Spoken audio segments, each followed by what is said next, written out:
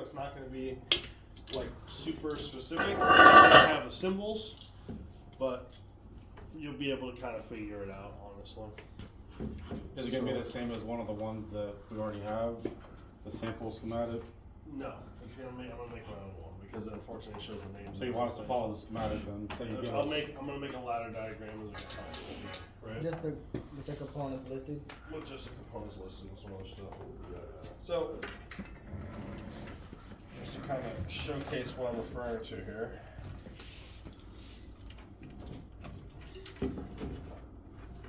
Do some dumb shit where it's like, oh, you have to use this many wires and you fail. But if it takes you more or less wires, then you good job. You're wiring up something. And with the way these wires are, I don't think it feels like you're wiring. We're still doing Warp Pilot?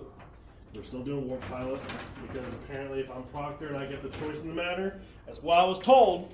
Now I get a choice in the matter, so I'm assuming I get to choose what I want to do, and that's why I'm going to go to these judges and be like, we're doing this because this is what this board does. No, that wasn't what you assumed.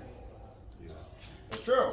Unless we do the Millie vote. Demonstration-wise, what I'm going to have everyone do is they're going to go over parts identification first for the necessary components for Warp Pilot stuff, right? For, in this case, a magnetic gas valve. All it's going to be doing is just saying, like, cool, identify the stuff on the board, right? Transformer steps down from 120 to 24. Ooh. All right, this is a high limit, okay? And so all it is that as this thing builds up heat, it cuts off and terminates the circuit, usually to shut off something. Thermostat. It's a thermostat. If you can't explain that one, the fan relay is just gonna say this represents the fan relay or the fan contactor relay that's inside of an air handler system. Same with this air conditioning relay. This is just representing a functional air conditioning unit. Right. That's all this is. All right. Then we're gonna come up here. We're gonna point at this guy. We're gonna say this is a thermocouple. Generates usually around 50 to 80 millivolts DC, somewhere in that range. And then you're going to call this the Warp Pilot switch or Warp Switch Pilot. And all this is doing is this is basically like an external proof that the flame is lit, that the millivolts is being generated due to the standing pilot. And this allows a 24 volt signal to pass over to your magnetic gas valve. Much like, and if you want to use this as an example, you can literally say, much like how this is part of the valve, this is just detached from the valve, but they function pretty much the same way. So, now in terms of wiring up, 24 volts, go to the red, go to red. Now I'm going to give you bonus points in this part because you have technically there's two ways you can do this one. You can either wire it up directly to the thermostat, or you can go rogue if you really wanted to, and you can wire it up to the limit switch contacts first, and then what you do is you can then run it over from the limit switch contacts to your thermostat. Okay, and that means that when you were to do this, you know how you would normally go from your white to your limit switch, and then from limit switch to the Warp Pilot, you can just go straight from there to the Warp Pilot. Because if you're killing the 24 volts of the thermostat, you're also doing this job of protecting the unit, because all you're doing is, instead of just killing the high side component, you're killing all of it, which is fine. It's up to you if you want to do that. That's not technically the wrong way to do it. That is just, in my opinion, it showcases a little bit of ingenuity. Not following them, memorizing the wiring diagram. You can pick whatever you want. I can't tell you if it'll give you bonus points or not, but I think it should. And I'm going to tell them, like, there's multiple ways you can wire this, as long as the big things is making sure the safety components are in the correct spots. Because if this thing trips and that's still flowing gas, you did something wrong. Simple as that. You can go from this warp switch here, gas valve. It don't matter. Order operation don't matter. It's about what that function is, right? Which in this case, protecting the system in the event of overheat, right? So I'm gonna go back to doing it the way the book tells you. I'm gonna go 24 to your thermostat. Your green's pretty straightforward. Green's gonna go to your fan relay. Imagine that. Then you're going to complete the circuit over to your neutral, which is this guy right here. The compressor kind of has a weird one. You could technically just hook up your yellow and then go directly to your compressor contactor coil and all that. But, and then this is the weird part, technically it's already connected to the neutral. Technically. So, but if you wanted to, you could just take, you could take your, like a wire and just run it over real quick and just do like this. And then just connect it over to where the neutral is on this side. Which in this case is this guy. Yeah.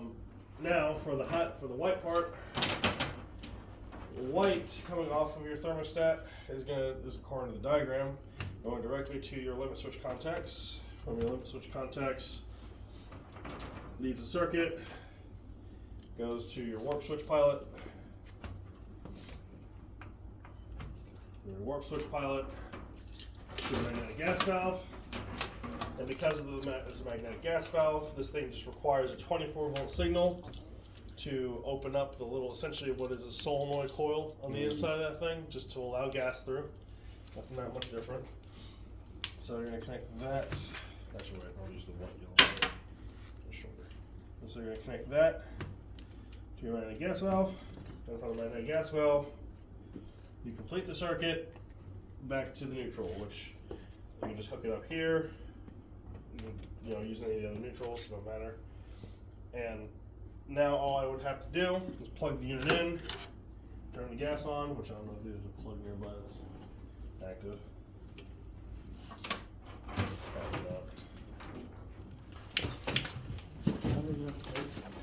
Two, if you ever have a thermocouple, if for some reason someone bumps it and that flame, make sure you kind of just nudge the thing up. There is that little spacer piece right here, so like if I was to lower this all the way down to here, it would be missing the flame. You want it to be up high so it hits the flame. You can just do that to keep it in the flame. I'll try to keep it that way during the proficiencies anyway, because nobody should realistically be touching it, but someone might touch it, so if it doesn't go off, check stuff like that. Right? 24 volts goes through. In this case, thermostat's calling for heat, and so my fans should be running, and the air conditioner's not calling.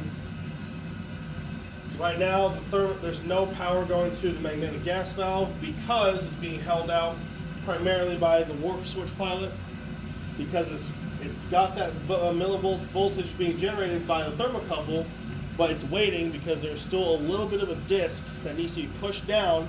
And once it kind of grabs, and then once you let go, it re-engages it, that completes the circuit for the switch. And then that switch sends the 24 volts to the gas valve, which this is just solenoid. You could just jump that out, put 24 to it, it goes, right? So, in this case, hold it down for a little bit. It says on the thing to hold it down for 30 seconds. Usually when it's nice and toasty, which it probably will be, you probably won't have to hold it down for about 10 or so seconds. And then once it holds and you got it in place, like that, now the magnetic gas valve is energized, and then you should feel a little bit of air current coming through it, which I do. So in this case, you can just tell them that, hey, the gas valve system is working, everything's good. And if you want to show them an example, you can say, hey, in the event of a loss of gas, what will happen now is the warp switch pilot will cool off. The disc that's inside will no longer be able to be held in place, and it will flex and open up that circuit, killing power to the gas valve. That's to prevent gas buildup inside the chamber. Conversely, your high limit, if your high limit was to go off, it would perform the same task because of the fact that you're overloaded. Like there's too much heat built up in your chamber for where your burning is happening, and it's going to go off as a safety. If it goes off too high, you risk fires, you risk this and that. So that's why these are important. That's why this is important, because this prevents explosions in the event somebody accidentally sparks something. This prevents fires in the event that it gets too hot. They're very important components. So make sure you stress that they are safety components. They need to be on there.